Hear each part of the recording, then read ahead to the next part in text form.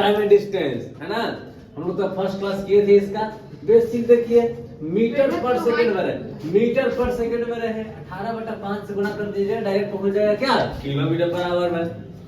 देखिए kilometre per hour में रहे 5/18 से गुणा कर दीजिएगा तो पहुंच जाएगा मीटर पर सेकंड में। याद कैसे रखिएगा, देखिए किलोमीटर बड़ा है ना, दूरी का मात्रा बड़ा में जाना है तो बड़ा ऊपर, अपना तरीका से निकाल लेना है, अपना तरीका ढूंढ लेना है, ऐसे याद रह सके।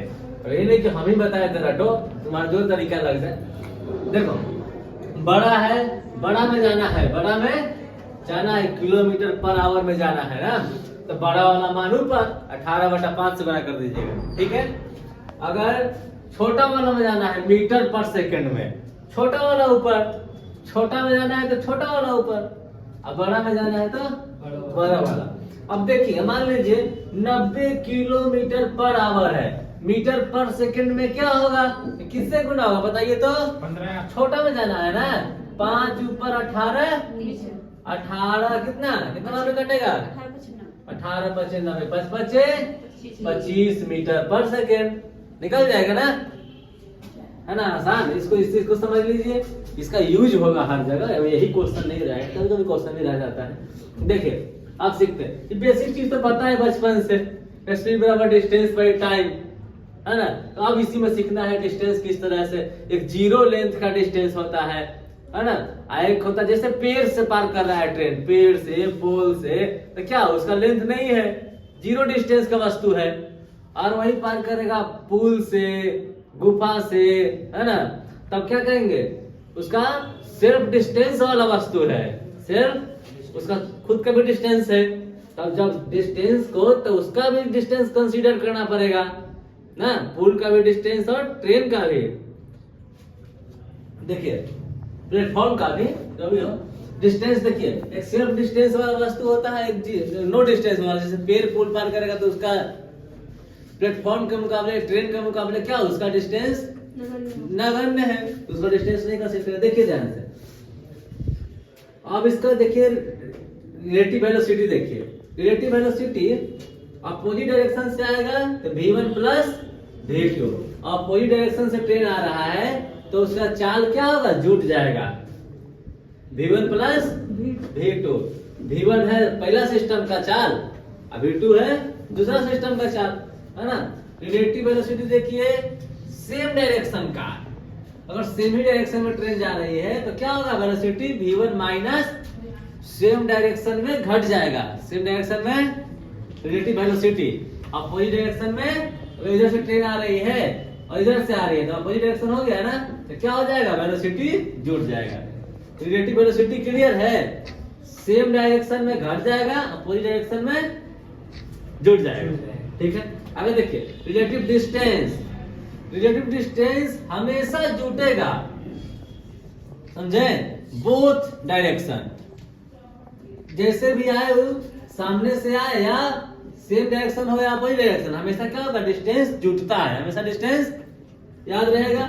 d1 है length of first system, d2 है लेंथ ऑफ सेकंड सिस्टम। इस पर क्वेश्चन करेंगे अभी। देखिए बेसिक फॉर्मूला है क्रॉसिंग में लगा समय, देखिए क्रॉसिंग में रिलेटिव डिस्टेंस बटा रिलेटिव, नहीं कर एक दिल्ली से मुंबई की ओर ट्रेन आ रही है, फिर मुंबई से दिल्ली की ओर, तो क्रॉसिंग में कितना समय लगेगा, तो बताइए। दोनों केवल वेलोसिटी आपको चेक करना है कि आ कैसे रही है, अपोजिट डायरेक्शन में आ रही है तो जुट जाएगा वेलोसिटी, और डिस्टेंस हमेशा जुटेगा, समझ गए ना। क्वेश्चन बनाएंगे, एक और क्वेश्चन समझिए, देखिए एक और क्वेश्चन आएगा, अगर दिल्ली से चली ट्रेन मुंबई की ओर जा रही है, उसका वेलोसिटी v1 है, अब मुंबई से चली ट्रेन दिल्ली आ रही है, देखिए एक ट्रेन यहाँ से A से B की ओर जा रही है, एक B से A की ओर जा रही है, इसका v1 है, इसका v2 है, ये पहुंचती है t1 समय में, ये पहुंचती है t2 समय में, ये कुछ समय में पहुंचेगी ना यहाँ, ये कुछ समय में पहुंचेगी यहाँ। इस तरह से क्वेश्चन रहे और चारों में से कोई पूछे तब फॉर्मूला लीजिए, देखिए फॉर्मूला v1 बटा v2 बराबर t2 बटा t1 अंडर रूट, रट लीजिए इसको। फॉर्मूला होगा v1 बटा v2 बराबर t2 बटा t1 अंडर रूट। कब, कैसे समझिए, ए से बी की ओर जा रही ट्रेन, बी से ए की ओर आ रही ट्रेन कुछ समय में T1 समय में यहाँ पहुंचती है, ये T2 समय में यहाँ पहुंचती है। इस चारों में से कोई भी पूछे क्वेश्चन, देख रहे हैं ना, निकल लीजिएगा ना, फॉर्मूला याद रखिएगा, V1 बटा V2 बराबर T2 बटा T1। अब क्वेश्चन करते हैं। 450 मीटर और 130 मीटर, 450 मीटर और 130 मीटर लंबी दो ट्रेन एक दूसरे के विपरीत दिशा में 20 किलोमीटर प्रति घंटा और 16 किलोमीटर प्रति घंटा की चाल से चलते हुए एक दूसरे को कितना सेकंड में पार करेगा? हम लोग पढ़े हैं ना, पार करने में क्रॉसिंग में लगा समय, क्रॉसिंग में लगा समय बराबर रिलेटिव डिस्टेंस बटा रिलेटिव वेलोसिटी। अब रिलेटिव डिस्टेंस में क्या होता है, कैसे आ रहा है? अपोजिट डायरेक्शन ना, एक दूसरे के विपरीत, तो यही आपको पढ़ाए हैं। रिलेटिव डिस्टेंस में सेम डायरेक्शन में जुटता है डिस्टेंस, देखे ना, सिस्टम 1 सिस्टम 2 का जुड़ रहता है डिस्टेंस। बताइए, पार करने में लगा समय बराबर रिलेटिव डिस्टेंस, डिस्टेंस क्या होता है? अपोजिट में जुटता है, कितना है? 450 प्लस 130। रिलेटिव वेलोसिटी कैसा है? एक दूसरे के विपरीत, अपोजिट डायरेक्शन में वेलोसिटी, अपोजिट डायरेक्शन में, देखिए अपोजिट डायरेक्शन में वेलोसिटी क्या होता है? जुटता ही है। बताइए कितना है? 20 और 16 किलोमीटर पर आवर है। ये क्या है? मीटर में ना, तो चलिए ऐड कीजिए, तो कितना? 580। ठीक है, इसको ऐड कीजिए 36, इसको कन्वर्ट कर लेंगे मीटर पर सेकेंड में। 5 दूनी 10, 10 निकटतम कितना हो गया? 58 सेकेंड। 58 सेकेंड बना लेंगे ना, कोई दिक्कत नहीं ना है। इस तरह से बनाएंगे। आगे देखिए, इस पर एक ही समय दो रेलगाड़ी ए से बी की ओर, बी देखिए यहाँ ए है और यहाँ बी है। ई रेलगाड़ी इधर जा रही है और बी ए की ओर आ रही है। इसका देखिए, यदि परस्पर मिलने के बाद बी तथा ए पर क्रमशः बी पर पहुंचता है 4 घंटा में और ई 9 घंटा में पहुंचती है। और एक रेलगाड़ी का भी देखिए 4 दिया हुआ है ना, किस क्वेश्चन पर, किस फॉर्मूला में बनेगा बताइए? दिए ना फॉर्मूला में, हाँ, V1 बटा V2 बराबर T2 बटा T1 अंडर रूट। तो V1 क्या है? 4। V1 दिया है 30 वेलोसिटी। V1 क्या दिया है?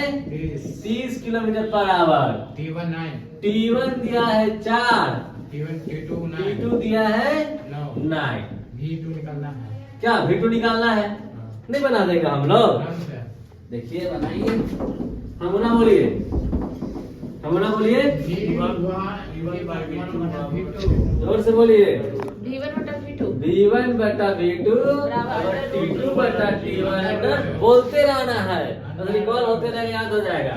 4-5 क्वेश्चन बनाएगा, याद हो जाएगा। देखिए V1 30, V2 छोड़ देते हैं, V2 T2 9, T1 अच्छा 4। यहाँ से देखिए अंडर रूट 30 V2 कितना हो गया? 3 और 2 कटेगा कितना? 10। बताइए V2 बराबर 20 किलोमीटर पर। देखिए कितना आसान है, बना लीजिएगा ना। V1 बटा V2 बराबर T2 बटा T1 अंडर रूट।